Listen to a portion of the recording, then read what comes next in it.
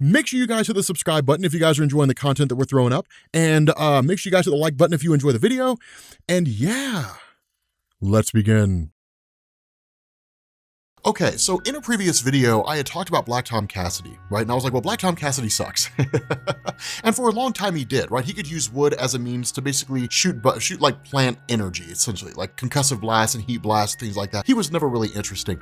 He is now, dude, X-Force is legit, dude. He's amazing in X-Force. But here's the cool thing about this, right? So getting into this, X-Force initially picks up with this kind of dark council, essentially. It's kind of gathering of various individuals from around the world. Now, here's the funny thing. They're all wearing masks, right? So we don't know who all these guys are. It's kind of cool because it almost feels like a throwback to Scott Snyder's run on Batman and the Court of Owls. But in order for each of them to be able to be on the council or to prove who they are, there's a blood test. And the blood test will basically determine if they're mutants or if they're not mutants. Now, this is an easy thing to overlook. It's a small thing to kind of look at and say, okay, cool, whatever. Kind of the big thing to draw out of this is that this is yet another example of how after the formation of Krakoa, there are a lot of organizations, governments, different groups out there that are working against mutant kind. And it's not as simple as just like the Marauders, I guess not really the Marauders anymore because now that's a wholly different team, but the forces of Mr. Sinister, the Purifiers, or like the Right, or the Friends of Humanity. It's not like it's just them. Instead, like it's whole governments working against the entirety of the mutant population, whether it's because they refuse to let mutants go from their country or because they're intentionally trying to sabotage Krakoa's ability to like create plants and things like that that can heal people. Whatever the case is, the character of Domino was sent in because her mutant power is basically luck, right? She bends luck to her favor. She was sent in as a means to infiltrate this council, and then in turn, once the blood test was done, or at least, once she tried to avoid it, immediately her cover was blown and all these guys went after her, right? Now, she was able to take at least a lot of these guys out, or at least that seemed to be the case, until she's ultimately captured, and at that point, she falls off the grid, right? So we don't really know what's going on with it. Instead, what we do here is we pick up with Wolverine and we pick up with Beast. Now, Beast in this story, and here's the thing, this is drawn beautifully, right? Like the art in this is insanely gorgeous. And so Beast looks amazing in this story. But the cool thing about this is that this really feels like classic Wolverine, right? Like Wolverine from like the 1980s is what this feels like. Insofar as when he's talking to Beast, there's this predator that kind of comes out of nowhere, right? And basically like goes to try to attack Beast. And ultimately the predator is essentially scared off by Beast and Wolverine. And the initial response is of Beast is like, this doesn't make any sense because Krakoa is supposed to be an island designed to basically be a safe haven for mutant kind. But the response of Wolverine is in every ecosystem, there's always predators, right? It's an unavoidable thing. They will evolve over time. It's just the way things work. He says the problem with Beast is that Beast felt safe. And this is one of the best moments of Wolverine. He says, when you feel safe, that's when you're soft. And this is a cool thing to see. When it comes to Wolverine, this is something that I've really noticed ever since the events of Schism. When it comes to Wolverine, I wouldn't really say he was softer so much as he became more human. And while that's not the worst thing ever, the best stories that involve Wolverine are when he taps into his animal side. The part of him that just kind of like, you can't trust anything or anyone.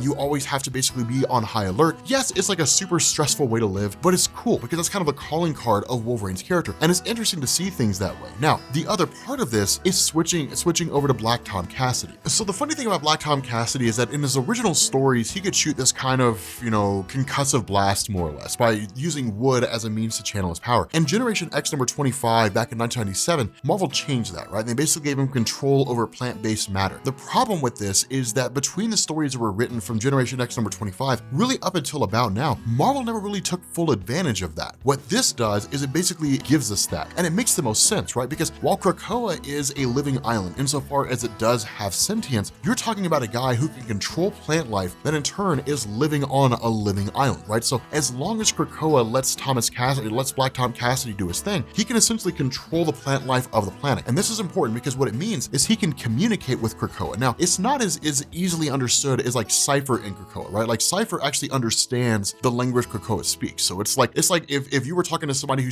spoke French and now you can speak French, then you understand them perfectly. With Black Tom Cassidy, it's more of trying to get a feel for what Krakoa means, right? Like gestures and different things like that, right? So if you only spoke English and another person only spoke French and they're making gestures towards an object, like I'm talking about that object, eventually you would understand it over time. That's kind of what's going on with Black Tom Cassidy at the moment. But he's a guy who can essentially control and manipulate an entire island. And the funny thing about this is he's basically hit up by Jean Grey. Now, the reason why this matters is because of the fact that that one, Jean Grey is kind of an early alert system, right? Insofar as she has telepathy, so on and so forth, and that's cool. But the thing to understand about Krakoa is that while Krakoa is a living island, Krakoa has feelers that extend further beyond, really like kind of in the surrounding areas. And so what this means is that if there's something going on around them that only Krakoa can pick up, say for example, like a submarine is headed their way, that Krakoa could pick it up. And Krakoa could in turn alert Black Tom Cassidy or alert Cypher, but because Black Tom Cassidy is kind of connected to the island, he would pick it up at around the same time, which is exactly what happens here. That when Jean Grey says, hey, look, there's something coming, Black Tom Cassidy's response is, I know, like we're going to check it out and see what's going on. Now, initially the mutant population begins to panic, right? Like the people who are aware that something's coming begin to freak out, and rightfully so, because remember, one of the things that Hickman established in the House and Powers of X is that the only way to get to or from Krakoa is to pass through any one of the portals that are available that are created by the plants that are offered by Krakoa. The only exception to this is the Marauders of Kitty Pryde. And when people don't initially know it's her, they start to freak out like, oh my God, somebody's on their way over here. Now, the reality is you would expect that there wouldn't really be anybody foolish enough to attack Krakoa head on, right? Given the sheer number of mutants that are there. But it's kind of a cool thing here because it's like, okay, this is awesome. But then Jean Grey chimes in and says there's something else aboard that boat, something filled with pain. And what we end up getting here is this realization that on this boat is none other than Colossus. And this is awesome because what's been going on here since the failed wedding, more or less, of Colossus and Kitty Pryde, where they didn't actually get married, what you ended up getting was Colossus kind of falling off the grid, or at least that seeming to be the case. What he's been doing is operating inside of Russia and essentially helping to smuggle mutants out. And this is a really, really cool thing. And the reason why is because while we don't really see a whole lot of that, we only get small little snippets of stuff here and there. It fits perfectly in line with Colossus, right? Because he's not really a pacifist. He's not really a guy who's like, I don't really want to fight. He's more like a gentle giant, but he's one of those guys where like when it hits the fan, you want him on your side, right? His osmium metal skin makes him almost impervious to a variety of different things, right? Like most forms of weapons out there, he can't hurt it. Extreme temperatures can, either in extreme hot or extreme cold. Of course, Magneto manipulating metal, different things like that can, but also any kind of weapon that can basically scramble or at least manipulate metal itself, like anti-metal vibranium or like, you know, anti-power weapons. Those things can kind of scramble its powers, throw them into disarray and so on and so forth. But it's cool to see that Colossus is basically making his return here. The problem with this is that Colossus' experience going through and basically working in this kind of underground railroad, so to speak, within Russia by basically helping to smuggle mutants to freedom from their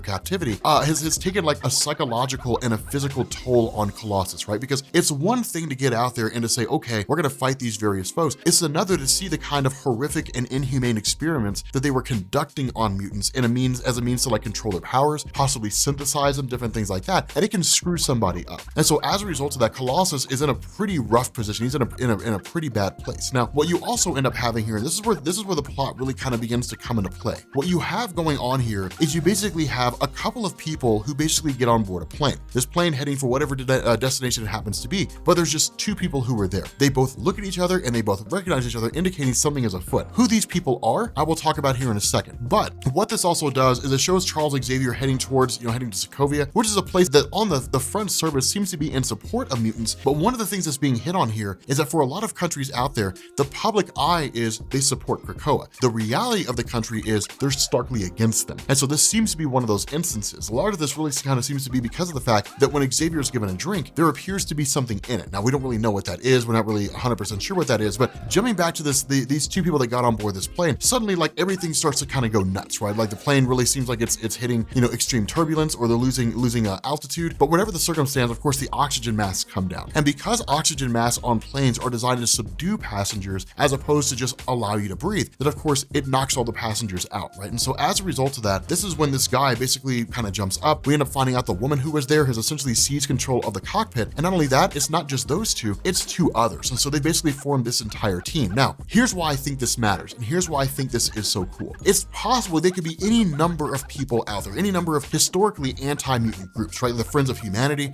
who were ultra-conservatives, the right, which were like these ultra-conservative nationalist pro-humanity groups that existed out there. But I think it'd be really, really awesome if this turned out to be the Purifiers. I think it would be amazing if like William Stryker is back again. Like William Stryker's here again and he's basically implementing this. And the reason why that works is because remember, William Stryker, despite the fact that he is more or less disgraced, still has a lot of resources at his disposal and a lot of contacts that he can tap into. And so if that's true, and if it is William Stryker, and if it is the Purifiers, this works awesome, because where you end up having like Xavier, who's basically meeting with Black Tom Cassidy and talking to him, you have Sage, who's kind of monitoring the whole thing. For those of you guys who are unfamiliar with Sage, she's a mutant whose mind works like a computer, right? So she never forgets information and it categorizes and stores things perfectly so she can basically achieve perfect recollection, right? Like perfect memory recall. It's really cool how her powers work. She doesn't really have any offensive powers, right? No energy blast, no super strength or anything like that. Her mind is her greatest weapon, but it's why she's here, right? Because she's a huge asset for any sort of mutant group that's basically focusing on intelligence or needs an intelligence side. And so in the middle of all this, when Sage begins to realize that it's not Domino, when Black Tom Cassidy picks up on the same thing, it's you gotta go. Like, you gotta get out of here. Xavier, you gotta run for your life. Because remember, Xavier's the heart and soul of this whole thing, right? Xavier's the guy they have to keep alive. Now, it's not just because of the purpose he serves insofar as being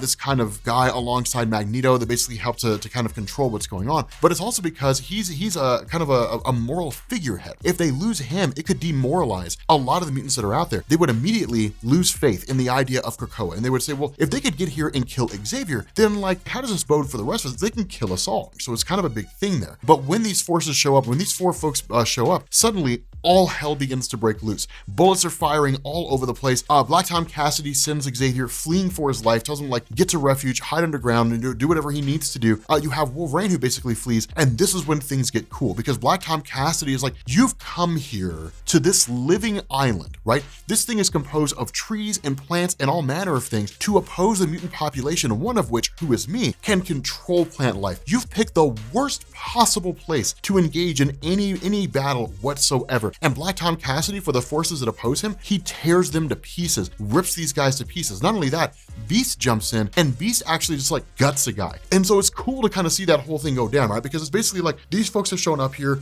and it's the first real attack on Krakoa. It's the first real attack on this entire island. That's a straight head-on physical altercation. And so for the most part, a lot of these mutants, while I wouldn't say they're all falling, a lot of them are really being taken out by these guys who are there. And so ultimately, Jean Grey and Beast and Wolverine end up tracking down Xavier, finally locating where he's at, only to get there just in time to see him shot in the face, to see Xavier basically shot and killed. And this is a crazy situation, right? Because you're one issue into this, like Xavier comes back after the events of House of M, where he has the ability to walk, and he walks around for a long time, and he does a whole bunch of cool stuff. Everything all runs into Avengers versus X-Men when like Cyclops kills him, right? So then Xavier comes back during the events of the Man Named X storyline, and now he's dead again, right? Like he's dead after that. But here's the important thing to understand here is that when it came to writing the X-Men, Jonathan Hickman did an interview about this. When it came to writing the X-Men, one of the biggest problems he thought the X-Men had is that the entirety of their mythos for the last however long was exceedingly dark and full of death. If there were characters out there, half of them had lost their powers, or the other half were dead and you couldn't do anything with them. But what Hickman did not want to do was use death as a means to like, oh my God, a character died, you know, as some kind of like story seller, right? Like the idea of death in comics is supposed to serve the purpose of continuing the story moving forward and giving us a reason to care. And so that's why he invoked the idea of mutants constantly being resurrected. And so all this would mean is that if Xavier really has been shot in the face, which he has, then all they have to do is resurrect him. But the cool thing about this is that it's not designed for the purpose of like, well, we have to get, you know, revenge on these guys or whatever because they killed Xavier because he's not dead. Instead, this allows the story to move forward in a direction of they launched an attack on us. We have to go find out who it was that did this and take them out. That's what it allows the story to focus on. It doesn't focus on the death of Charles Xavier. If dying in the comics doesn't mean anything, then in turn, it's the one thing you're not focusing on. If you know the characters are always going to come back, one, you don't have to worry about the idea that they're gone forever. Two, it's not a gimmick. And three, it allows you to focus on what the writer's actually doing with the story instead of seeing the death as this cheap desire to sell comics, you know, some kind of parlor trick or something like that. So I kind of wanted to throw that out there. I thought it was a cool little interview that Hickman did. But with that being said, guys, we're going to bring this video to an end. If you are new here to Comics Explained, make sure you all hit the sub button to become part of the Rob Corps. If you guys enjoyed this video, make sure you drop a like, and I will catch you all later. Peace.